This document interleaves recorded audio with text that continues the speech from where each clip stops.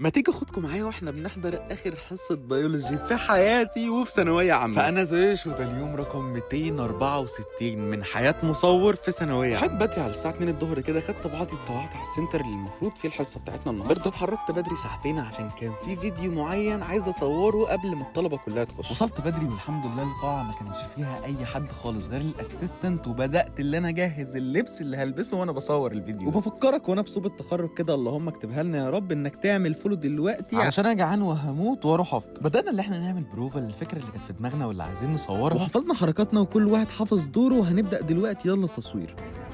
50% يا جماعه. 50% المجموع كله على بعضه. بدأنا تصوير وقعدنا نصور ونعيد ونصور ونعيد. وبما اني كنت بصور فسبت موبايلي مع حد من الاسيستنت، ولما جيت خدت منه الموبايل اتفاجئت باللي انا شفته جواه. جاهز تتفرج على اللي انا شفته جواه؟ عامل فولو جاهز؟ طب اتفرج.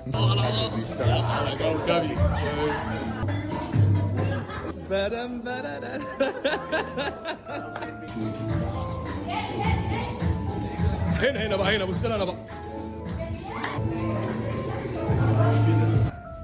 دي كواليس البرومو. استنونا كمان اسبوع ان شاء الله ونقول كل التفاصيل الحجز.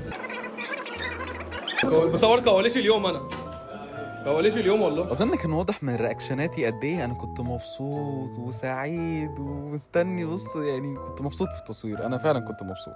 يلا حسبي الله ونعم. خلصنا تصوير قبل 10 دقايق بالظبط ما المستر يخش، لقيتهم فجأة الدنيا اتقلبت والمستر داخل وادوني رشاش تلج في ايدي، وفجأة المستر دخل فاستغلت الفرصة بقى.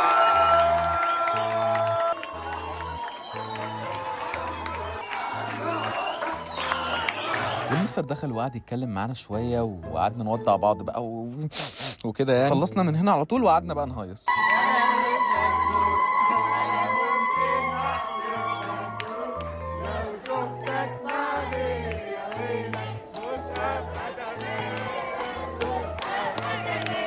ولحد هنا يبقى احنا خلصنا اليوم حرفيا من احلى واغرب الايام اللي اول مره اعيشها في حياتي. واثق دايما ان انا هفتكر الايام دي وافتقدها، وهفضل ادعي اقول يا رب ما ارجع لها تاني يا رب.